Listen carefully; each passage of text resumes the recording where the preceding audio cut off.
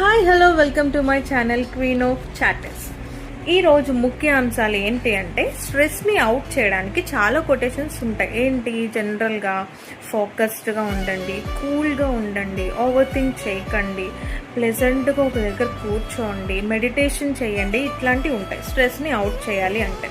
కానీ నాకు స్ట్రెస్ని అవుట్ చేయాలి అంటే నేను ఇర్రగబడి పని చేస్తాను అనమాట. పని చేయడం అంటే ఇంట్లో థింగ్స్ అన్నీ మార్చేయడమో, లేకపోతే రొటీన్గా ఉన్న ఇల్లుని కొంచెం మళ్ళా దాన్ని ఇన్నోవేటివ్గా క్రియేటివ్గా కార్నర్స్ చేసుకోవడమో, లేకపోతే ప్లాంట్స్ తెచ్చి పెట్టుకోవడమో, ఇవన్నీ చేస్తూ ఉంటా.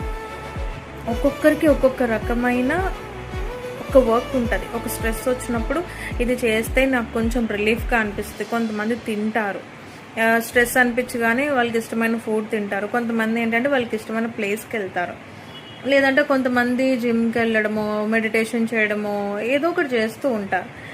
నాకేంటి అంటే అవన్నీ మంచివే, అవన్నీ ఈజీగా అయిపోయే పనులు. మనకి అలా ఈజీ అవ్వకూడదు కదా. అసలు స్ట్రెస్ వచ్చిందే ఒక డిఫికల్ట్ సిచ్యువేషన్ వల్ల, మళ్ళీ మన డిఫికల్ట్ సిచ్యువేషన్స్ క్రియేట్ చేసుకోవాలి. కాబట్టి నేనేం చేస్తానంటే స్ట్రెస్ రాగానే మొత్తం చీపురు పట్టుకొని ఇంకా అన్ని డీప్ క్లీనింగ్ చేసుకొని ఇంకా మొత్తం అంతా ఇల్లంతా సెట్ చేసుకొని పనికిరాని సామాన్లతో ఒక మంచి క్రియేటివ్గా ఒక పని చేసేసుకొని అది ఒక కార్నర్లో పెట్టుకొని సిట్అవుట్స్ చేసుకొని ప్లాంట్స్ మోసేసి అమ్మ బాబోయ్ నెత్తి మీద ఎంత పని పెట్టుకుంటాను అంటే. సో ఇది బిఫోర్ 30 నాకు ఎలా ఉండేది అంటే ఇలా చేస్తే నాకు హ్యాపీగా అనిపించేది, సోల్ చాలా హ్యాపీగా ఉండేది, స్ట్రెస్ అంతా పోయేది, నా ఇల్లు కూడా క్లీన్ అయిపోయేది ప్యారలల్గా.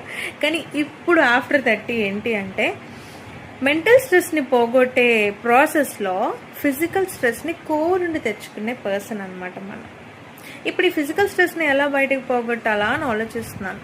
ఏం చేస్తే మంచిది అంటారు? షాపింగ్ పోతే బాగుంటుందేమో, కొంచెం ఫిజికల్గా కూడా ఆ స్ట్రెస్ కూడా రిలీఫ్ అయిపోద్దేమో అనుకుంటున్నాను.